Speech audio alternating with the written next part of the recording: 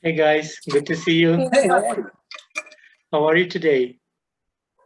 Good. How are you today? Very good. How are you doing? I'm doing well, thank you. Good. So, you guys released your single Prophet sometimes in July. So, can you tell me a bit about the theme behind Prophet and making of the video? Yeah. Prophet is the fourth single that we released last year, in advance of our new album, The Siren, which comes out October 30th. And it's part of the story of the Siren album, where we entered the dark forest during the third single, The Wolf. Third single? Yeah. The Wolf. Yeah. And after we enter the dark forest in the story, we confront the prophet. And then can you give them the synopsis of the... So the prophet is basically like another challenge for us in the dark forest. We can't really tell if he's a good guy or a bad guy. So the lyrics kind of go with that a little bit, sort of trying to figure out where we are at that point and if he's going to lead us to the light, so to speak, or if he's going to steer us astray and basically kind of take us down another treacherous path. So he's another obstacle in the dark forest is how I would explain it. And the video kind of shows that. It shows the battle between her and the prophet. So it's part of the concept album of the Siren. Yep. Sounds good. And since you're releasing the album on October 30th, can you tell me a bit about the making of the album and the production behind it? Yeah, we're fortunate enough we have our own green screen room here that we built. So actually, I think the prophet is all of green screen, right? Yeah, the production of the video or the production of the album? Oh yeah, sorry. The album. Oh, the album. Oh, sorry, I thought you were talking about the video stuff. Yeah, I wasn't sure. Oh, sorry. So the Siren album is the follow-up to our debut album, which came out in 2019, The Songs of the Siren. Yeah. And that came out on Pavement Entertainment. What we're doing is a 3-part saga, so 3 albums telling the story of the Siren and her men. So the first part was The Songs of the Siren, which came out in 2019 on Pavement Entertainment. The second part is The Siren, which comes out this October 30th worldwide on Universal Music Group. And we started producing the album, I think, like 2 days after we got back from our European tour in July. We started writing. Yeah, in July of 2019, we started the production of the album. And it's been a long road due to COVID and other obstacles. So we produced it here in our studio, Valley Road Recording here in Lancaster, PA.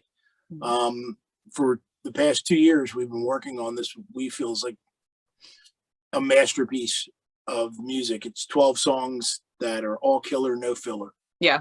You know, these 12 songs stand up individually and they stand up as a group. It's the production's been pretty interesting because when we started, we came back from Europe, we started writing and working on it, and then we did some other dates, and then COVID hit. And during COVID, we had a personnel change. Both our guitar players, basically due to COVID, decided to leave. Touring was no longer going to be like their priority. So we hired a new guitar player named Julian Yeager, who came in, and we kind of reshaped the focus of the band. So it's been an interesting process. But I think it really helped us because we recorded the full record, prepared it, produced it, and then we did it again.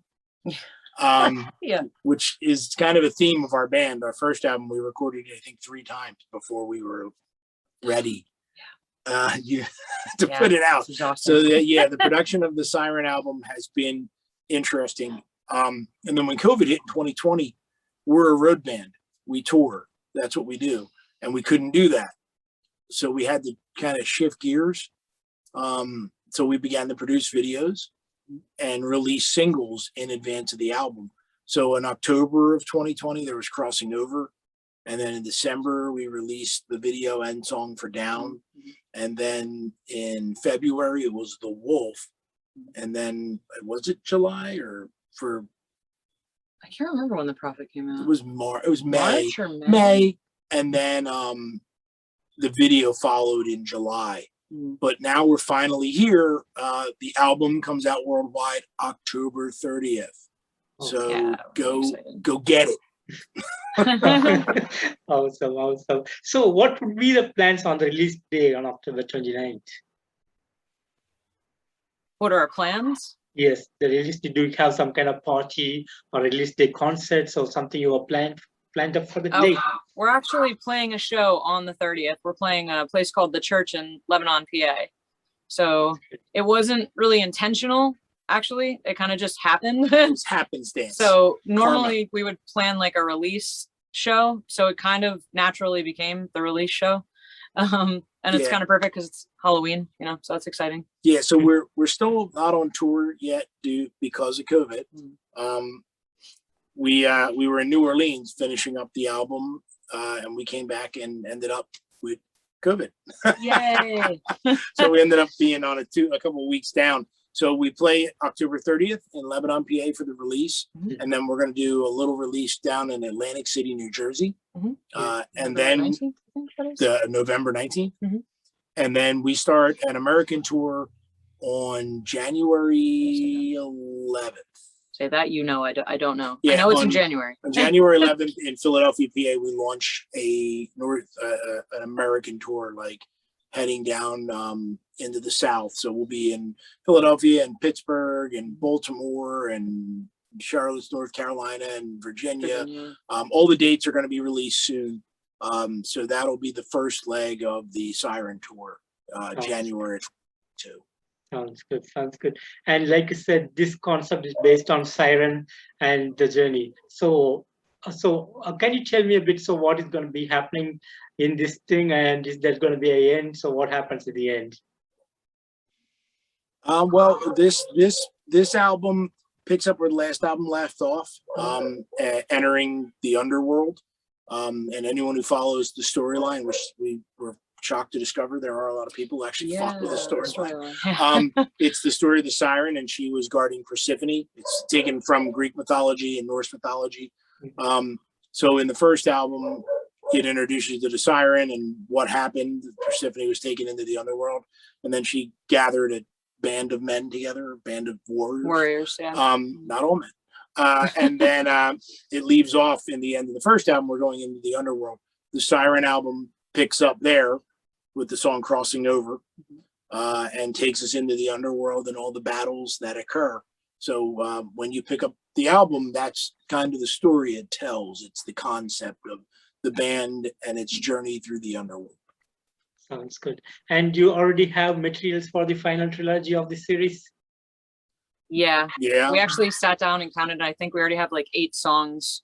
Because we just keep writing. You write and write and write. You never stop writing. That's like, I'd say, biggest fault of bands is you got to keep writing because you need material. You're always it's better to have 1 million songs than 3. It's all about the song. It's all about the song. Yeah. And we did kind of plot a storyline when we started this, but it's ever changing. We're always adding things and working things. And when we went on tour in Europe in 2018 and 2019, we kind of made some musical changes, and we went a lot heavier than we were. We were a little more hard rock on the first album. The new album, The Siren's, a lot heavier, and it's got a lot faster songs. Because of that, like we could see that this is what the audience kind of wanted from us, and and that's not what it's all about. But we just so happened that we were thinking about like, hey, how do we do this? And we started writing songs that we felt would translate better live. So it's an ongoing journey. That's good. And can you tell me how Illusions of Grandeur really started and how you guys all met together? Well, Chris and I met probably in 2012, I think it was. I actually met him on a radio show he was doing, and I was in a different band at the time.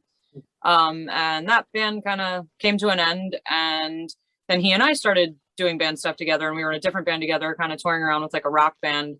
And I've never really been in a band that was well suited for my voice. I've always like had to fit into somebody else's vision, if you will, which isn't bad. It's a lot of learning and things like that. But he was like, "What if we geared a band like to your voice and like your talents, basically?" And kind of so was born Illusions of Grandeur in 2015. And then we've had, like you said, we've had personnel changes, you know, like trying to find people for the right fit. You know, we're a touring band for sure. I have a heavy theater background as well. So we kind of geared it towards that and like we didn't make our own genre, but you know, we're very theatrical metal, hard rock. So it kind of started with us, and we've been, you know, fortunate enough to find what I would call our lifetime drummer. I've always been afraid to say that out loud, but he definitely has added, Ted has added a lot to our band, and Julian as well. So, you know, the journey started here, and we've just been fortunate enough to kind of find our people. Yeah, we decided when we left, we were touring professionally, and we decided to leave that and start this. It was really, the thought was to put on a theatrical show. Yeah. Like, so when people come and they put their money down to see us live, they get a show. Right. And we've only since day one made the show bigger and bigger and bigger and bigger. And we really think this tour is going to be the biggest yet, the most lights, the most smoke, the most, you know, the costumes are awesome and everything. It's been an ongoing and growing thing. And we continue, we're always striving to make things better. So that's kind of, the band came together and it continues to evolve. That's good. And on your first live, you stormed your home state of Pennsylvania and New Jersey. So can you share me a bit about that experience? How was that experience? How it really felt for you? We decided to settle here in Lancaster, Pennsylvania, really in the middle of nowhere. I like that. Yeah, for several reasons. One, to put everything under one roof. We produce our music here. We rehearse here. We have our rehearsal here. We have a film area where we can make videos. And then we're also not distracted by anything. We're not in a city like Philadelphia, and we're not in a central area. We're in the middle of nowhere. There's no noise ordinance here. Yeah, so we can play 24 hours a day. Yeah. So that journey kind of brought us here to Lancaster, and you know, it's really paid off. It's really focused the band. So that's been the journey to you know, journey to nowhere, I like to call it. And since you are a theatrical rock metal band, but what I see through the video is like you guys became the characters of what you are trying to portray. So that is really amazing. So how do you get so much into that professionalism, making it make real good, like we watch in the cinematic, giving the listeners and the people who watch it a cinematic experience? How do you do that? Getting into the character, right? Yeah, it's kind of about getting into character. Like when I'm on stage, I am the siren. I kind of like shift. I always say that this isn't the siren, this is me. So you kind of like have to get in a certain headspace. The makeup really helps with that. The costuming really helps with that. The siren's a lot scarier. Yeah, that's what I hear. Because I come off stage and people are like, oh, I was so afraid to come up to you. I was like, nah, it's all an act. It's, you know, and it's fun because, you know, you kind of play like Dungeons and Dragons, like from when you were a kid, or like, you know, you go into your Star Wars mode and you get to like be a kid for a few minutes, you know? For me, it's Kiss. Kiss. Okay. Yeah. Like yeah. We get compared to Kiss a lot. You can get you put on the mask, you put on the makeup, you put on the outfit, and you get to be a kid and take people there with you. Like, come on, you know, join the show, become the show. And, we get to go on stage for a couple hours every night and be a character, man. And be a character. And that's what we are. We go on stage and we act. Yeah. So, and in the Wolf video, which is the only video that we're not playing our instruments in. It's the first video that we act in. It's scary. It scares them, not me. There'll be more coming. No, she wasn't scared. She was great. She's amazing. Thank you. Yeah, so it's neat. I like being on stage because I'm holding my instrument and I don't have to act. But you know, when people meet us on tour, they get to meet the characters and they get to get a little bit immersed in the world of the Siren and Illusions of Grandeur. That sounds good.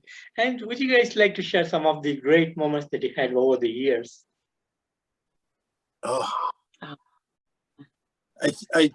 think there's a couple. In 2018, we played in England, our first appearance in the Whitney Music Festival. Yes. And it was fun, but it's a very popular music festival. It's pop music. And so we, you know, while we play hard rock and we do have a little bit of pop element to us, people didn't know what to think. It was like Guar. coming to your town. So when we got off stage, though, it was great.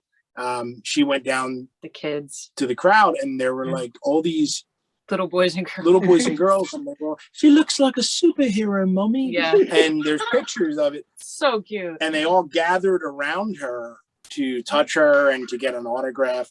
And it was like a sea of children. And we didn't expect that. It's surreal. It's like being an Avenger. Yeah, it was really cool.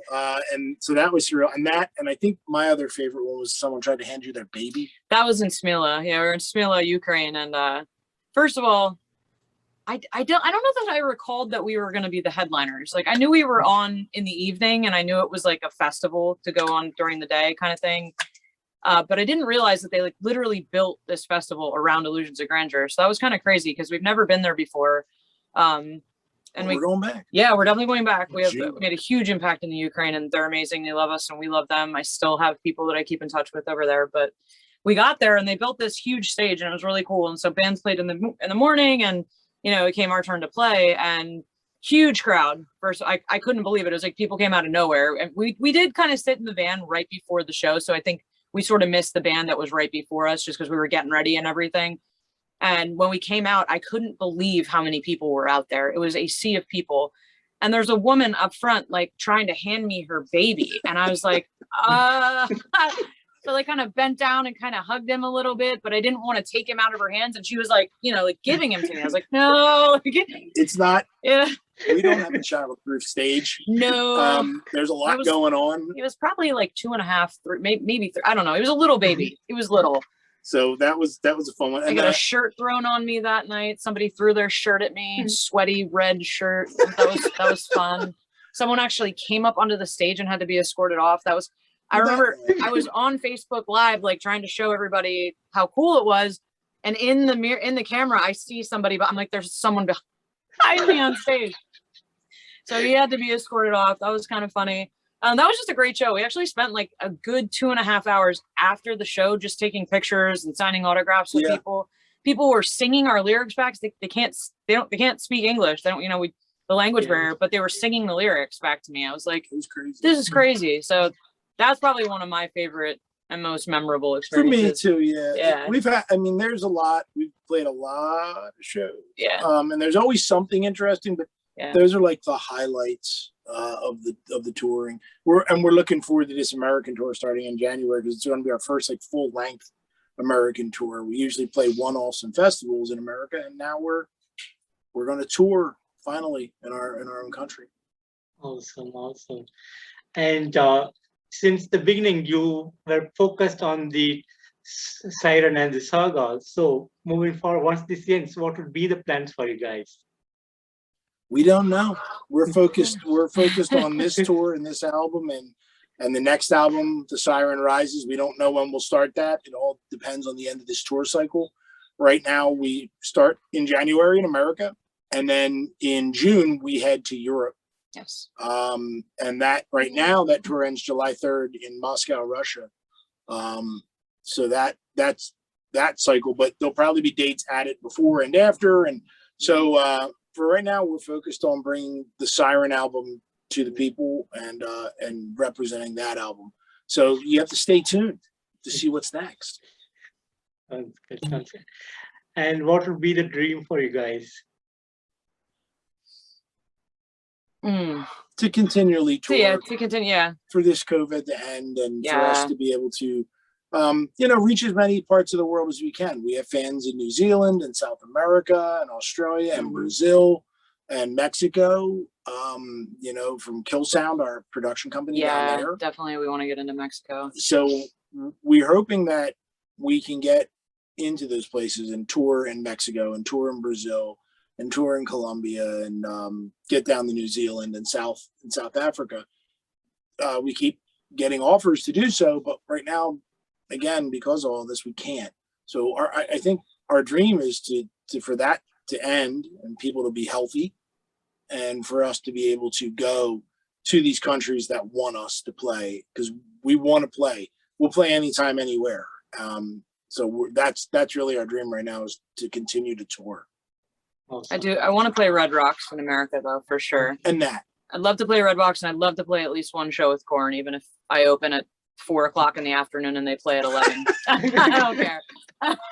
So yeah, they're the dreams. Being a theatrical hard rock band, what would be the dream venue for you that you really want to go out and perform? Wembley. Yeah, if you're going to shoot big, shoot big. Queen big. Yeah. Yeah, I mean, Wembley would be amazing. Yeah, to have a stage that like we could really perform on, and I could actually like, because I do eventually want to bring people in a little bit and sort of have like the music played out a little more. It'd be really cool to be able to act it out a little bit more, but you need a stage for that, like a massive stage. Yeah, we act out a lot of the songs, and there are very theatrical elements, but yeah, I mean, if you're talking about what would be like the biggest thing, it'd be able to play an arena or stadium tour with the full theatrical set, being able to act out every song. I'm gonna fly across the stage. Yeah, and do everything that we have planned. I mean, obviously we have huge plans to do that, but you know, it's limited by the theaters and clubs we're playing in. So yeah, it would be great to just do like a stadium or arena tour, and have people come out and be able to see us enact these, basically the saga, the play. Yeah. Because it is a Greek and Norse and, you know, I guess Roman-esque saga. Definitely. And we'd love to put on the full production. That would be the dream. It'd be like a Broadway show on tour. Yeah. Awesome. Heavy. Yeah, except heavy. And any particular reason that you went and behind the story of the Greek and the Norse mythology? I've always been interested in it. Ever since I was in 8th grade, we had a unit on mythology, and I just fell in love with it. So it's always been something that I've been interested in, and I just kind of took all those stories, and you know, it's a mash because it's not exact, you know. And I put like personal things into it. A lot of my songs are double entendres, so they have the storyline, but then they kind of make sense on their own too, which I kind of thought was important, so that they're relatable for everybody, and not just, you know, your Dungeons and Dragon nerds and your Star Wars guys and stuff, you know, that it was sort of relatable to everybody. Yeah, if you hear a song, if you hear it in the context of the album, you'll understand, oh, the wolf, they're in the dark forest, the prophet, they're facing a prophet. But if you heard it on the radio by itself, our goal was for it to translate by itself. Right. I often take, and when I say often, the Who, Tommy. If you hear that song, Pinball Wizard, by itself, it's just a great song. But if you hear it in the context of the story of Tommy, it carries the story. So for us, it's very important, especially for her lyrically. Yeah, I just wanted it to be relatable, because I've listened to a lot of music. There are some great bands out there who have that kind of element where they're like, you know, they're in a time frame, you know, or they're like talking about kings and queens and romance and stuff, and it's great, don't get me wrong, but it's like completely unrelatable any other way. You know, you kind of get wedged into a peg or a time frame or something, but you know, it's like hard to relate if you're not into that, if you will, you know. And it might be a beautiful band and a great voice and, you know, amazing music, but it's like, well, that's cool, but like, I don't really care, you know, because I don't care what Gwyneth did in 1879 or whatever, you know, like, so we try to make it relatable, you know. So double entendres are a big thing for me, to, you know, make sure everybody can kind of enjoy the music. Yeah, when we're writing and we're producing the records, we think about that a lot. Yeah. Nothing's done lightly. Everything has a point to it. Especially me, because my manager's always like, well, what does this have to do with the story? And I'm like, there's an element of the story in it. It doesn't always have to be like you're reading a Greek novel or something, you know. It's got to have some kind of element to bring people that don't know what the heck I'm talking about. Like, I'm like, oh, I get what you're saying. Like, okay, that's cool, you know. And it's great when people sing along. It is great when people sing. Awesome. And you guys have a story, and you guys have an amazing you guys are giving an amazing theatrical experience to the fans. And is there a way that you are thinking maybe in the future that you might work along with Disney to come up with a movie? Oh, absolutely. Actually, you kind of hit the nail on the head there. We're going to be doing a music video for every song on this album. And so eventually what we'd like to do is be able to connect them all so that it would flow and you would be able to kind of see the story. All the songs will stitch together to be a music video movie. Yeah, that would be a dream though, to have, you know, either some kind of TV show like Grimm kind of or something, or even a TV show maybe that is totally separate, but then our music was behind it. That would be awesome. There's all kinds of things. That would be really, really awesome. A video game. Video game, definitely. I keep saying D&D because it could totally be a D&D campaign for sure. Like the texture of the Norse mythology and Greek mythology, there's so much to it to unravel, and there's so many great characters. Yeah. So storyline. We take some of it, and then we've written our own and kind of blended them together. So anyone that reads these or is in the Vikings, or they kind of can go, oh, you know, I know what that is. I know what they're talking about. I know what they're talking about, but then they see it's kind of our own story blended into it. So it's a lot of fun, and it keeps it interesting. It does kind of put us, this is what we do, but we enjoy what we do. Amazing, amazing. And I know you have no plans for the future after the next album, but are you going to be sticking to the conceptual thing, or it's going to be diverse in the future? Who knows? Yeah, it's hard to say. I mean, I think there will always be elements of Illusions of Grandeur in there, even if it's not then like some sort of saga or storyline, you know, solely. But there will always be elements, I feel like, of Vikings and warriors, and the siren will probably always be the siren, you know, whether or not I'm staying to some kind of finite plan, you know, we'll see. It is really hard to say, because, you know, these three albums have been a journey in themselves, and we've grown and learned and added things to each one of them, you know, so we're not going to stop. I know that. You know, I like to think of it as David Bowie, like, this is what we're doing now and who we are now. And, you know, in a few albums, in a few years after the tour, maybe we'll shed our skin and reappear as something else. Yeah. That's the great thing about music and art and creativity is there's no boundaries. Right. Your boundaries are your mind and what you want to do and what the audience will accept. But we've been very lucky that people accept us for what we release musically, because we spend a lot of time to make sure it's quality. So what we generate into next, where our creative, you know, muse takes us, who knows? But we're definitely going to always be making music and always be touring. That is our goal. Awesome, awesome. And guys, finally, what would be the message that you want to give to the fans around the world? Thank you. Thank you. Yeah, I always say we really, really, truly do appreciate each and every one of you. You know, if you reach out to me on Facebook or Instagram or something, you're gonna get me. It might take me a little bit of time to get back to you.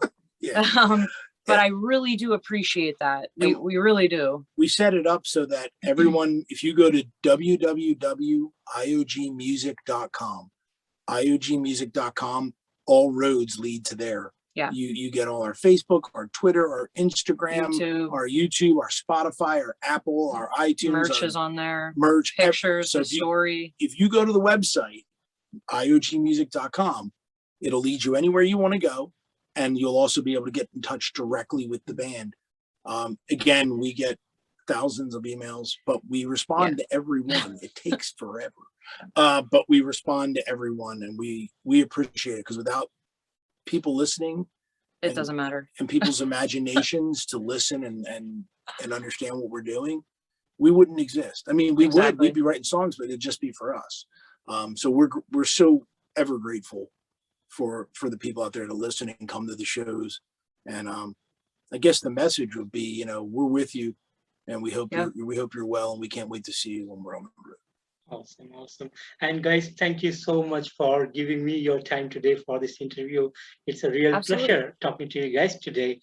And thanks again for the amazing music and the musical experience that you're giving to everybody around the world. Thank you so much for that. And you guys have a good day ahead. Thank you so much. You as well. Take care. Thank you. Bye. Bye.